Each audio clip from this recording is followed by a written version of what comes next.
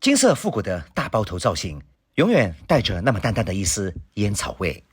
桀骜不驯当中，又透露出那么一点点的痞气。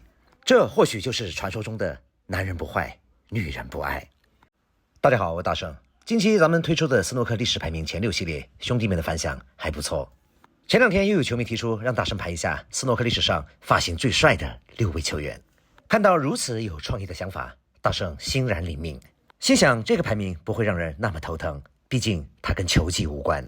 但是当大圣把这些帅哥都捋出来之后，发现选老婆都没有这么麻烦。虽然大圣不是处女座，没有选择性的障碍，但饶是这样，也让俺的满头青丝掉了一地。在进入正式名单之前，咱们先来看看这几位因为不可抗力而非常遗憾的失去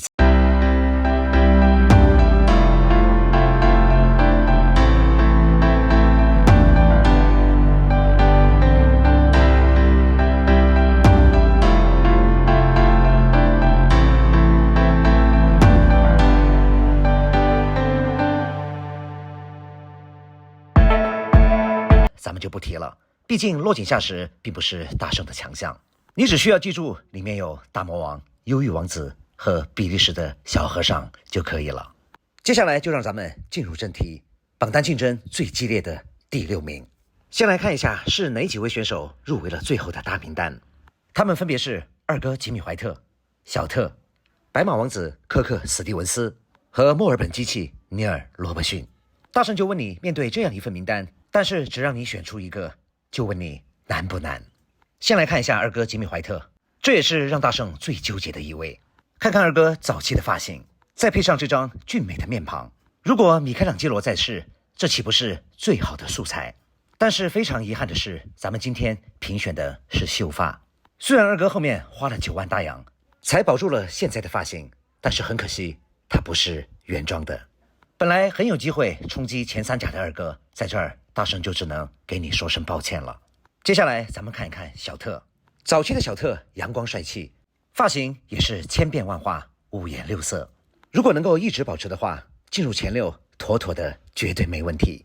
但是再看看现在小特的发型，大圣的心中隐隐的感到一丝不妙。要是3、5年之后你变成了秃特，那咱们的这份榜单不是变成了一个笑话？因此小特也只能遗憾的落榜。接下来再来看一下白马王子科克史蒂文斯，一头金色复古的发型，再加上俊朗的外表，当年史蒂文斯可是无数少女心中的梦中情人。成龙一直沿用到今天的发型，就是模仿的科克史蒂文斯。但是非常遗憾的是，史蒂文斯的职业生涯时间太短，终身未尝一冠。职业生涯唯一的亮点就是84年大师赛上面对阵二哥的一杆147。因此虽然发型够帅，但是无奈影响力太小，所以也只能被无情的淘汰。这其实也是其他众多帅哥被淘汰的原因。在排除法下，现在就只剩下了墨尔本机器尼尔罗伯逊，一头金色的秀发，造型变化万千。据说这一头卷发才是萝卜的本来面目。墨尔本机器排名第6，实至名归。榜单排名第5位，飓风阿里克斯希金斯。金色复古的大包头造型，永远带着那么淡淡的一丝烟草味。桀骜不驯当中，又透露出那么一点点的痞气。这或许就是传说中的男人不坏，女人不爱。但是很可惜的是，咱们今天评选的是发型。飓风这一生从一而终，只钟爱这一种发型，少了那么一点点的变化，因此只能遗憾的排在第5位。榜单排名第4位，马克塞尔比。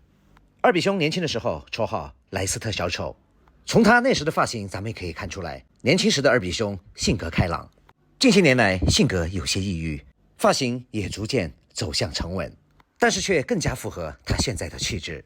希望二比兄也能够不忘初心，早日走出阴霾。榜单排名第3位，皇帝亨德利。从刚出道时的经典37分，再到99年决战华山之巅的霸气小背头，这些经典的镜头无不成为了斯诺克历史上最精彩的瞬间，定格在了每一位斯诺克球迷的心中。此时此刻，大圣不禁摸了摸自己的秀发。当年坐在学校门口吹着口哨，谁还没有37分过？其实若论发型气质这一块，皇帝应该妥妥的排在第2位，但是无奈上面这一位的大神实在太过出格，因此皇帝只能屈居第3位。榜单排名第2位，火箭奥沙利文。就凭剃光头这一项，皇帝表示这个俺接受不了。一生视飓风为偶像的火箭，将飓风桀骜不驯的性格发挥到了极致，甚至连发型也都不例外。职业生涯当中尝试过无数种的发型，长的、短的、扎辫子的、剃光头的，你们都试过的，我也试过；你们没有试过的，我也试过。甚至直接不打理，顶着一蓬乱草就开始进行比赛的，他也试过。因为我就是我，永远是那个不一样的烟火。但是任你火箭再牛逼，在今天的榜单第1名面前，你也得俯首称臣。他就是泰坦小贝保罗·亨特。在保罗面前，大圣已经不想用言语概述。